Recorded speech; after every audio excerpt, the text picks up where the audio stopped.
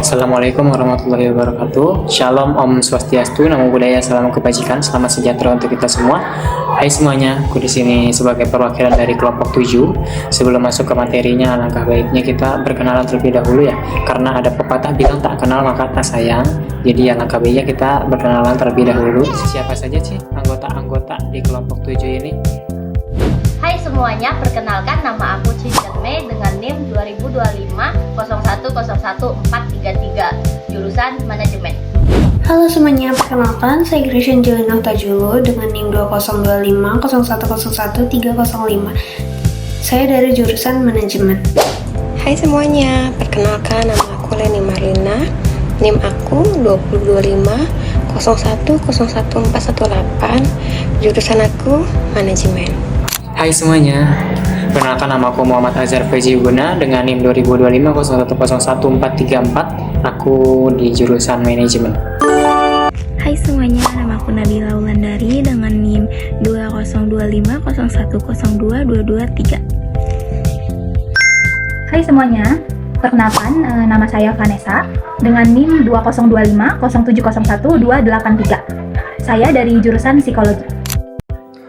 Di era digital saat ini, batas wilayah negara itu tidak lagi hanya darat, laut, dan udara. Kini ada ruang baru yang disebut ruang siber. Ruang ini tuh menjadi tempat aktivitas ekonomi, politik, sosial, bahkan pertahanan negara. Pertanyaannya, apakah Indonesia sudah benar-benar berdaulat di ruang digital? Dalam perspektif pendidikan kewarganegaraan atau PKN, persoalan ini berkaitan dengan konsep kedaulatan, geopolitik, dan ketahanan nasional. Jika kedaulatan adalah kekuasaan tertinggi negara, maka ruang digital juga harus berada dalam kendali negara demi melindungi kepentingan rakyat. Untuk memahami bagaimana negara menjaga ruang digital, kita perlu melihat terlebih dahulu dasar-dasar hukum apa saja yang menjadi landasannya. Secara konstitusional, pasal 1 ayat 2 Undang-Undang Dasar Negara Republik Indonesia tahun 1945 menegaskan bahwa kedaulatan berada di tangan rakyat. Nilai-nilai Pancasila menjadi dasar moral dalam kehidupan berbangsa, termasuk di ruang digital. Selain itu, negara telah mengatur ruang siber melalui Undang-Undang Informasi dan Transaksi Elektronik serta Undang-Undang Perlindungan Data Pribadi. Namun, persoalannya bukan hanya ada atau tidaknya aturan, melainkan sejauh mana aturan tersebut efektif melindungi kedaulatan digital Indonesia. Selain hukum nasional, ruang siber juga menjadi bagian dari dinamika geopolitik global. Geopolitik modern tidak lagi hanya berbicara tentang perebutan wilayah secara fisik, tapi juga penguasaan data dan juga teknologi. Negara-negara besar itu bersaing menguasai infrastruktur digital, kecerdasan buatan, dan juga keamanan cyber. Ruang cyber itu telah menjadi instrumen kekuasaan global. Jika suatu negara tidak mandiri secara digital, maka secara geopolitik ia akan bergantung kepada negara lain. Dan ketergantungan ini itu dapat melemahkan ketahanan nasional dan posisi tawar Indonesia di tingkat internasional. Serangan cyber ransomware di Pusat Data Nasional atau PDN sementara menjadi sorotan beberapa media asing, yakni seperti The Washington Post, The Register, dan Associated Press. Sebelumnya, PDN sementara mengalami gangguan sejak Kamis 20 Juni 2024 yang berimbas kepada sejumlah layanan publik seperti sistem keimigrasian. Menurut Badan Cyber dan Sandi Negara atau BSSN, gangguan tersebut disebabkan oleh serangan ransomware bernama Brainseeper. Ransomware adalah program jahat atau malware yang dapat mengunci data di komputer dengan enskripsi. Pelaku penyebar ransomware biasanya akan memeras korban dengan meminta tebusan dalam jumlah tertentu untuk membuka kunci tersebut.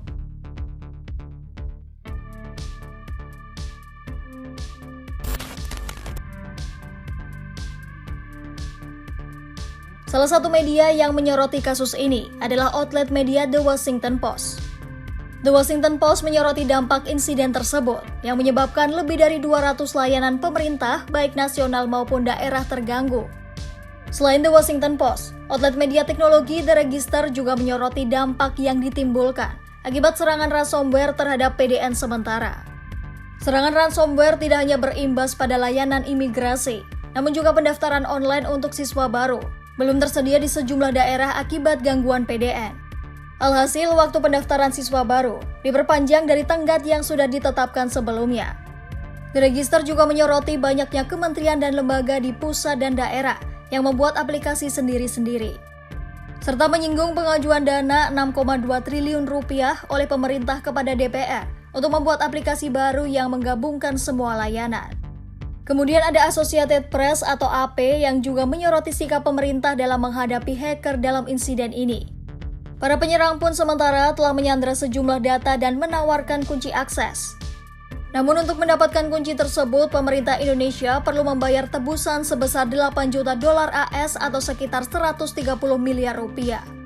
Hingga Selasa 25 Juni 2024 hari ini, sejumlah layanan online sudah berangsur pulih termasuk layanan imigrasi di bandara internasional. Menteri Komunikasi dan Informatika Budi Aris Setiadi sendiri menegaskan bahwa pihaknya tidak akan membayar uang tebusan yang diminta oleh hacker.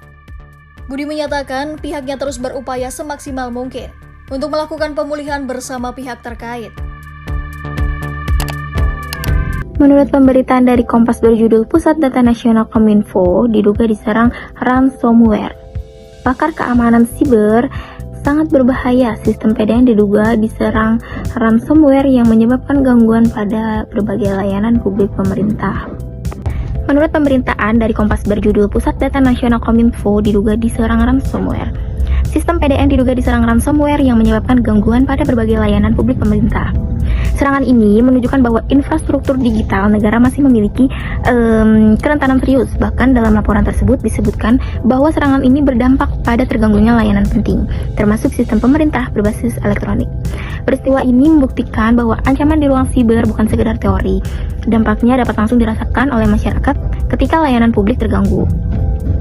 Kasus ini menunjukkan bahwa menjaga kedaulatan NKRI di era digital bukan hanya soal pembangunan teknologi, tetapi juga soal memperkuat pertahanan siber nasional. Analisis kritis. Secara kritis, tantangan kedaulatan digital Indonesia tidak hanya terletak pada serangan siber. Pertama, ketergantungan pada platform digital asing menunjukkan belum kuatnya kemandirian teknologi nasional. Kedua, rendahnya literasi digital masyarakat meningkatkan risiko penyebaran hoaks dan disinformasi. Ketiga, budaya keamanan siber yang belum optimal membuka peluang kebocoran data. Jika kondisi ini dibiarkan, maka secara substantif kedaulatan negara dapat tergerus meskipun secara formal Indonesia tetap berdaulat. Oleh karena itu, menjaga kedaulatan digital merupakan bagian dari upaya mempertahankan integrasi nasional dan identitas nasional di era global. Lalu, apa yang dapat kita lakukan sebagai warga negara? Untuk menjaga kedaulatan NKRI di era digital, diperlukan langkah strategis. Pertama, memperkuat sistem keamanan siber nasional. Kedua, mendorong kemandirian teknologi dalam negeri. Ketiga, meningkatkan literasi digital melalui pendidikan kewarganegaraan. Keempat, menanamkan nilai nasionalisme dan tanggung jawab dalam penggunaan media sosial. Sebagai generasi muda, kita tidak boleh menjadi pengguna pasif teknologi.